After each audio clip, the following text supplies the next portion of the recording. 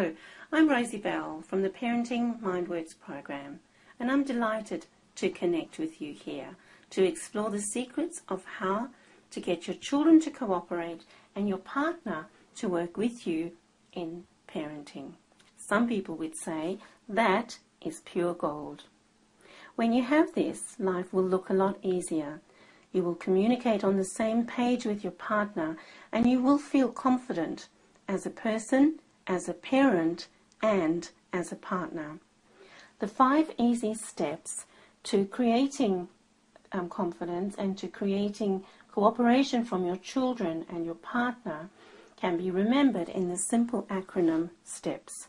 S for systems, T for teamwork, E for emotions, P for physical capacity, and S for the strategies you'll use at your place. But the most critical step to begin with is to develop a family system. You see, both you and your partner have learned how to parent from being parented by different parents. And because you were raised in different households, you will have different views and opinions about raising your own children. For many families, the root cause of confusion is being overwhelmed in parenting and not knowing what specifically they want for their family. To feel good about supporting each other, you will want to understand each other's parenting beliefs. Do this by having a conversation. Talk to each other about how you were parented, and then consider what you want for your own children, and also, even more importantly in this, is to get very clear about what you don't want for your children. You will talk about many things, but decide to agree on the top 5 parenting values. You will most likely have values around discipline, learning, managing chores and tasks, and you will want to communicate with your family in a certain style. In fact, you will want to live together in every area of life based on your beliefs and your values. So in discussing these things, you will find that you have differences.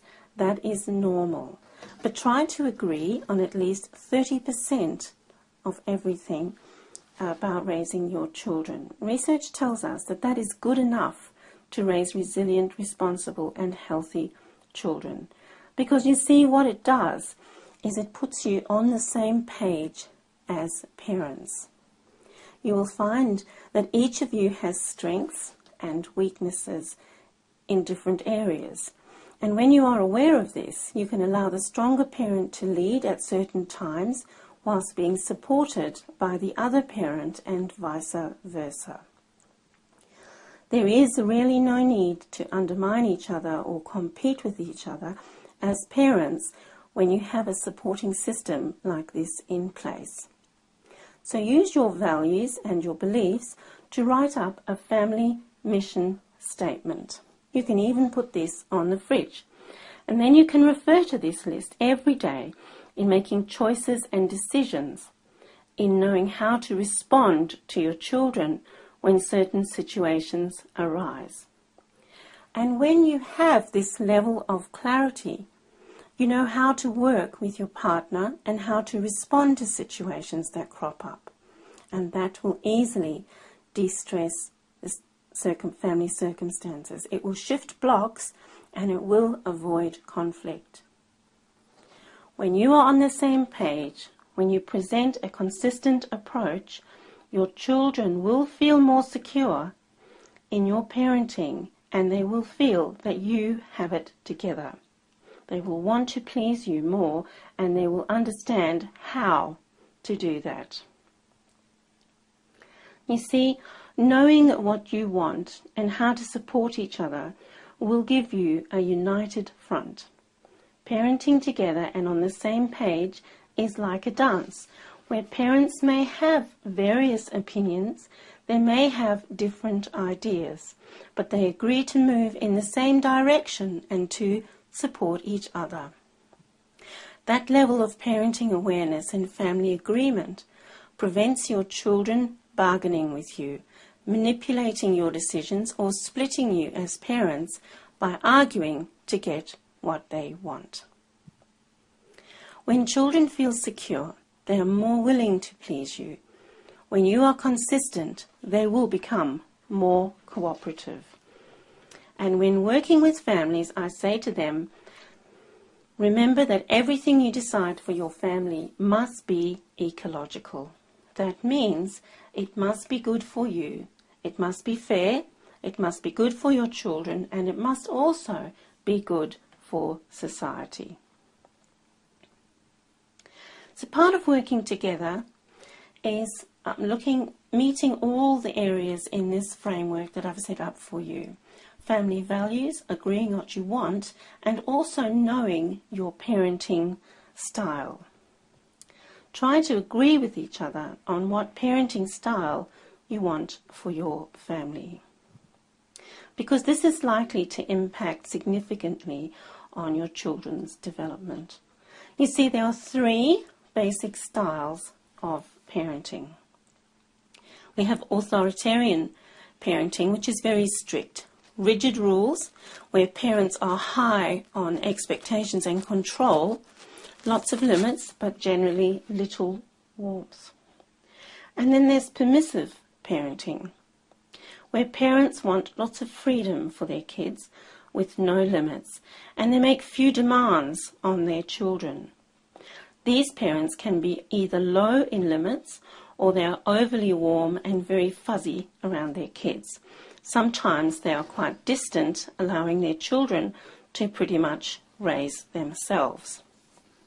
And then you have authoritative parenting, sometimes called assertive parenting or democratic parenting, because these parents are fair.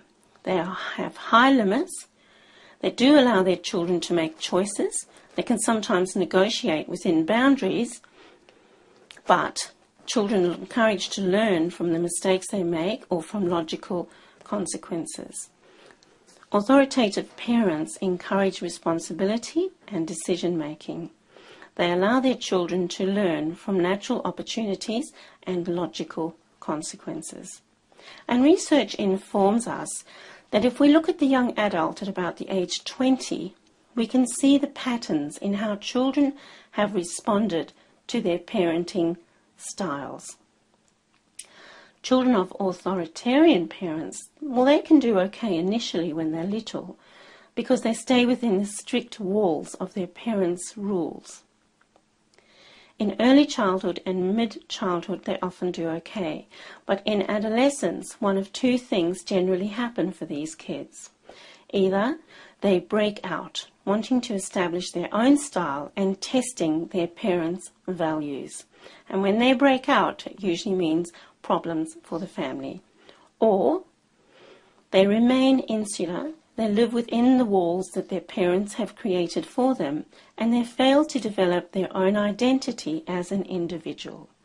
When this happens, it can be pretty sad, and this young person often waits until midlife to develop their identity, with usually significant challenge along the way. And lastly, children of permissive parents, well, they've been raised with few walls, and they often seek proof of their belonging in adolescence. They can become insecure with too much freedom, and they will test out the boundaries. They will want to know that someone cares enough to contain and hold them. They will often break out with risky behaviour. Rarely they are seeking someone to be accountable, and they want to be recognised and belong to a family. And then children of assertive or democratic parents, generally they have more security. They have safe limits, and the child grows up usually encouraged to be more responsible. These children generally do better in school. They're more resilient. They're able to problem solve, and often end up, contributing quite highly to society. They're more confident and often more well-adjusted as adults. So you can see where your own family styles fit in, and you can work out your own parenting style. That's like looking at the future to get an idea of how your children are likely to turn out as adults. It is very important then to know how your parenting style will influence the growth and development of your young adolescents. The next thing in the system is to look at family communication. Families often rely on, quite detailed processes in communication to manage children's behaviour and also to develop attachment relationships. Every family must communicate well to win the game, and that means you must understand how to interpret your child's cues and how to tune into them, including their non-verbal cues, the way that they might stand or the expression in their eyes, their muscle tone, even the pace in which your child moves informs you of what's going on with them. When we stay connected, we can feel significant. Your children, when they feel significant, when they feel recognised and understood, generally want to work with you. When you communicate well, then you can work with all family members to develop routines, rituals, to uncover your family's individual strengths and also to have great fun together as a family unit.